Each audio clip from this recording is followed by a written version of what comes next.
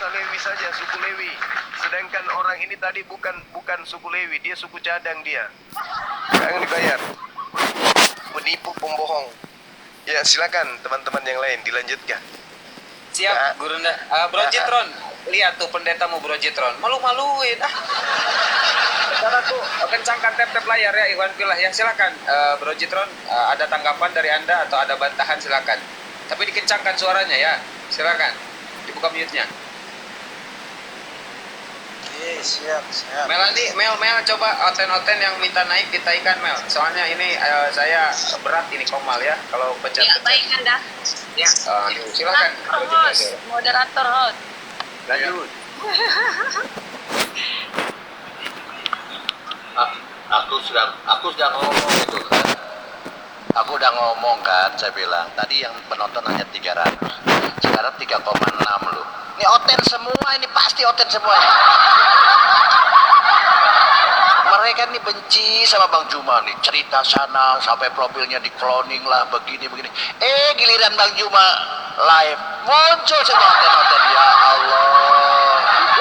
Luar biasa nih Bang Juma ya, terima kasih Bang Juma ya, memang Anda luar biasa ini sudah bom aja mau alap cuma masih malu-malu begitu.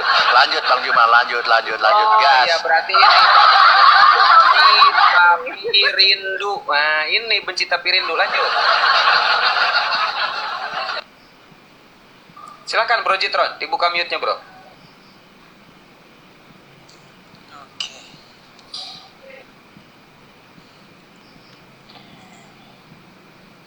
Ya, jadi memang seperti yang tadi dikatakan mengenai wujud Tuhan ya.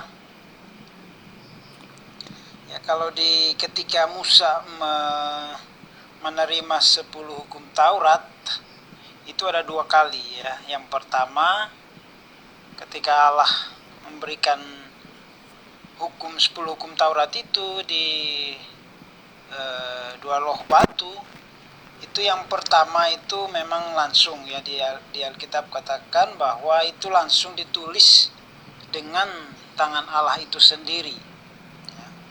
Namun ketika Musa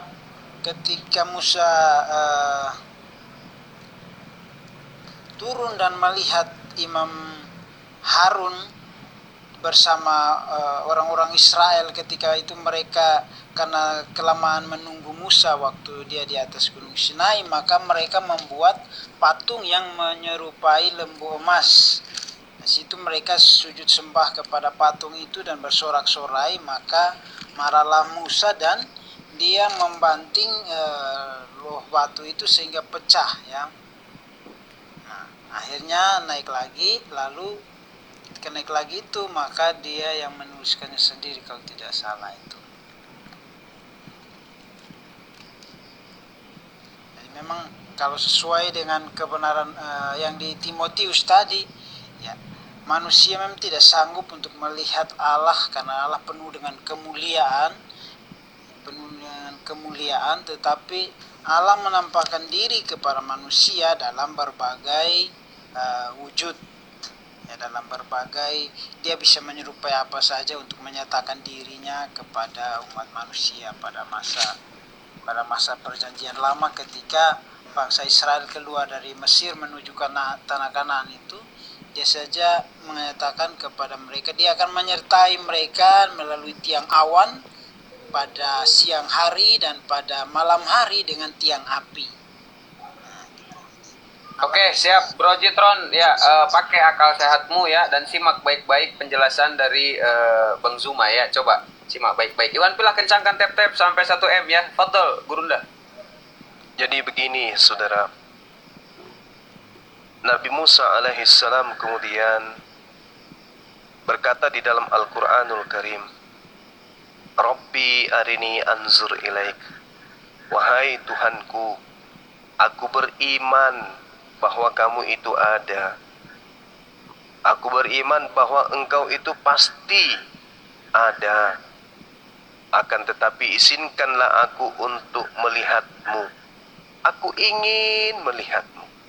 Aku ingin lihat kamu itu bagaimana ya Allah. Lalu kemudian Allah menjawab, Karena Allah tak mau mengecewakan Nabi Musa. Allah kemudian mengatakan apa di situ? Lan tarani.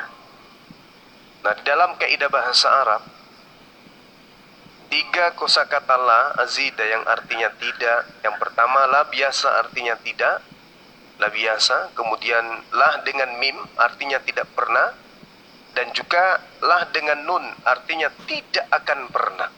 Nah, sedangkan Allah berkata di situ lantarani, kamu tidak akan mampu melihat aku wahai Musa.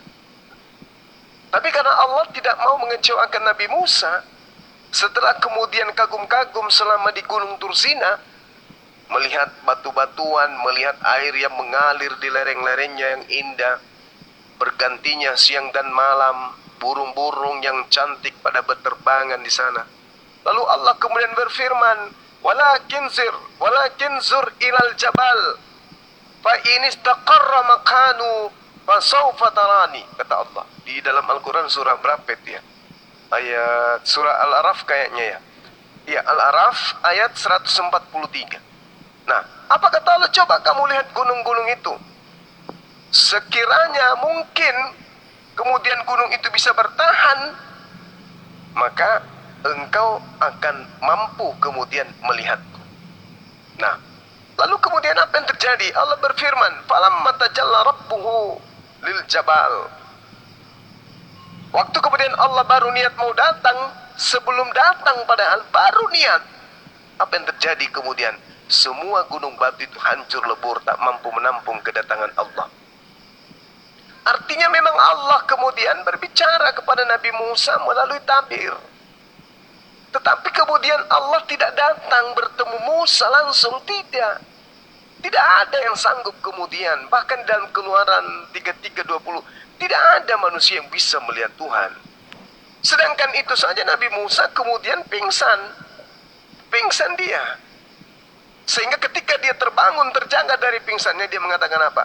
Amantu billah, saya beriman kepadamu ya Allah. Berarti ini fakta bahwa saya tidak ada nabi yang pernah melihat langsung Allah itu.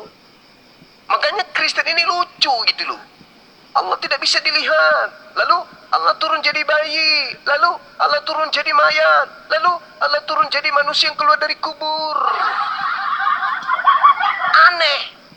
Ajaran dari politeisme, ajaran animisme digabungkan dengan ajaran Yahudi, mana nyambung? Ajaran Yahudi itu adalah ajaran tauhid satu Tuhan. Tuhan tidak bisa diserupakan dengan makhluk. 2 Samuel 7 nomor 22, Yeremia 10 nomor 6. Tuhan pencipta langit dan bumi, maha suci, maha tinggi, tidak serupa dengan apapun. Datang-datang Kristen muncul dari barat, nipu dengan mengaku kami ini agama dari Yahudi loh, ajaran para nabi loh, Tuhan kami pernah jadi bayi loh. Tuhan yang kau maksud itu Tuhannya Romawi, yang pernah datang jadi bayi, yang pernah dikubur dan keluar dari kubur itu setan, bukan Tuhan. Cuman kalian pandai memutar lidah, oh itu Tuhan dalam rupa manusia. Kenapa dia mati? Itu pada saat 100% manusia. Pandai kalian itu, seperti iblis yang datang kepada Nabi Adam. Pandai nipu, pandai memutar balik bahasa. Ketika keciduk kemudian, dia kan pada saat itu manusia. Kenapa dia disunat? Kan manusia. Kenapa dia mati? Kan manusia. Lalu kapan dia jadi Tuhan?